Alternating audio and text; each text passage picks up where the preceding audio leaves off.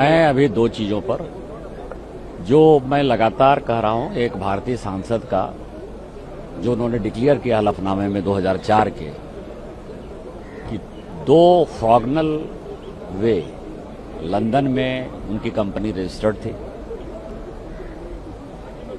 उसी एड्रेस पर जो है अमिताभ बच्चन साहब वोटर के तौर पर रजिस्टर्ड थे, उनकी पत्नी वोटर के तौर पर रजिस्टर्ड थी। आपको पता है कि बच्चन परिवार के साथ उस सांसद के परिवार की जो है जग जाहिर लड़ाई है, उसके बाद इस तरह से कैसे रजिस्टर्ड था। अमिताभ बच्चन जी ने किस हालात में जो है इस्तीफा दिया था सांसद के नाते। दूसरा जो इम्पोर्टेंट है, उसी एड्रेस पर कई एक कंपनियां बनी और आज मैंने एक कंपनी का जिक्र किया, AMGI लिमिटेड।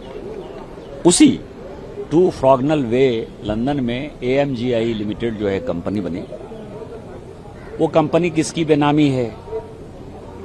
2009 में जब यूपीए की सरकार बनी तो वो कंपनी बनी, और जो प्रधानमंत्री जी ने डीमोनेटाइजेशन किया, नोटबंदी, उसके बाद वो कंपनी नवंबर 2016 में डीमोनेटाइजेशन हुआ, 2017 में वो कंपनी बंद हो गई। और आपको पता है कि सांसद की पार्टी, पूरा परिवार डीमोनेटाइजेशन को एक बड़ा इशू बना रहा था।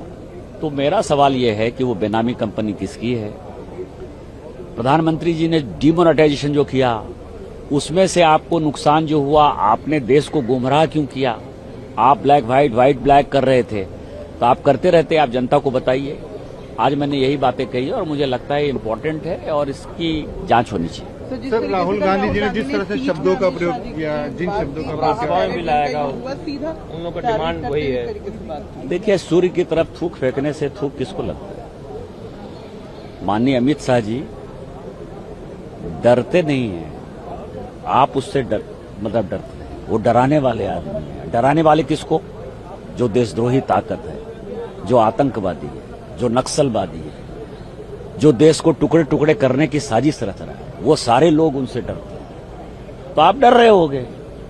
दूसरा सवाल यह है कि आपके किसी सर्टिफिकेट की आवश्यकता नहीं है ना, जनता ने वोट दिया है, जनता ने और माननीय प्रधानमंत्री जी ने उनको गृह मंत्री बनाया है। तो जब तक भारतीय जनता पार्टी को जनता वोट देती रहेगी, मोदी जी प्रधानमंत्री बनते रहेंगे और मोदी जी अपने मंत्रिमंडल में जब तक माननीय गृह मंत्री जी को गृह मंत्री बनाते रहेंगे, आपकी कोई आवश्यकता नहीं है। और आप निहायत ही अभद्र गलत मानसिकता के व्यक्ति हो, जिनको बड़े छोटे का, जिसको पद की गरिमा का कोई मतलब नहीं, और पार्लियामेंट के फोरम को आप गलत तरीके से उपयोग करना चाहते हैं।